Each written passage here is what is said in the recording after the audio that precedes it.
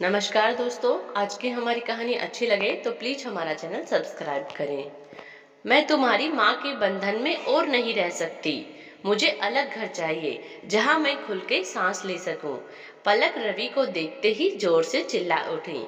बात बस इतनी थी कि सुलभा जी ने रवि और पलक को पार्टी में जाता देखकर इतना भर कहा था कि वो रात 10 बजे तक घर वापस आ जाए।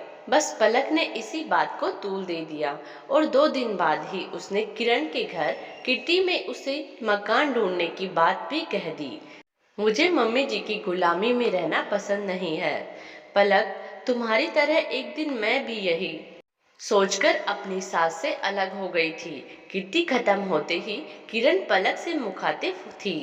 तभी तो आप आजाद हो, पलक ने चहक कर कहा। तो किरण का स्वर उदासी से भर गया।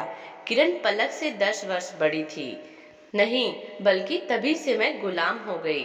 जिसको मैं गुलामी समझ रही थी, वास्तव में आजादी तो वही थी। वो कैसे? पलक, जब मैं ससुराल में थी, दरवाजे पर कौन आया मुझे मतलब नहीं था, क्योंकि मैं वहाँ की बहू थी। घर में क्या चीज है क्या नहीं, इससे भी मैं आजाद थी। दोनों बच्चे दादा दादी से हिले थे। मुझे कहीं आने जाने पर पाबंदी नहीं थी, पर कुछ नियमों के साथ जो सही भी थे। पर जवानी के जोश में मैं अपने आगे कोई सीमा रेखा नहीं चाहती थी। मुझे ये भी पसंद ना था कि मेरा पति ऑफिस से आकर सीधा पहले माँ के पास जाए।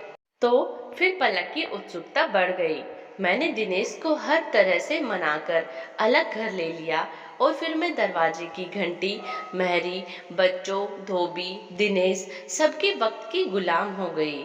अपनी मर्जी से मेरे आने जाने पर भी रोक लग गई, क्योंकि कभी बच्चों का होमवर्क कराना है तो कभी उनकी तबीयत खराब है। हर जगह बच्चों को ले नहीं जा सकते, अकेले भी नहीं छोड़ सकते, तो मजबूरन पार्टियां भी छोड़नी पड़ती।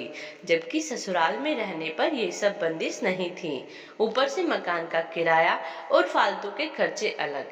फिर दिनेश भी अब उतने खुश नहीं रहते। किरण की आंखें नम हो उठी। फिर आप वापस क्यों नहीं चली गई? किस मुंह से वापस लौटती? उन्होंने एक बार मम्मी से कहा भी था, पर पापा ने ये कहकर साफ मना कर दिया कि एक बार हम लोगों ने बड़ी मुश्किल से अपने आप को संभाला है, अब दूसरा झटका खाने की हिम्मत नहीं है। बेहतर है अब तुम वहीं रहो।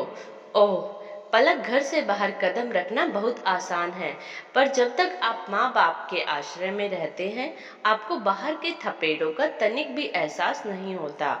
माँ बाप के साथ बंदिश से ज्यादा आजादी होती है, पर हमें वो पसंद नहीं होती। एक बार बाहर निकलने के बाद आपको पता चलता है कि आजादी के नाम पर खुद अपने पाँव में जंजीरें डाल ली। बड़ी होने के नाते तुमसे यही कहूंगी, सोच समझकर ही ये कदम उठाना। मन ही मन ये गणित दोहराते हुए पलक एक क्षण में निर्णय ले चुकी थी। उसे किरण जैसी गुलामी नहीं चाहिए। घर की ओर चलते बढ़ते कदमों के साथ साथ ही वो मन ही मन बुदबुदा रही थी कि घर पहुंचते ही सासू माँ के पैर छूकर क्षमा मांग लूंगी और सदा उनके साथ ही रहूंगी। माँ बाप को साथ नहीं रखा जाता, माँ बाप के साथ रहना होता है।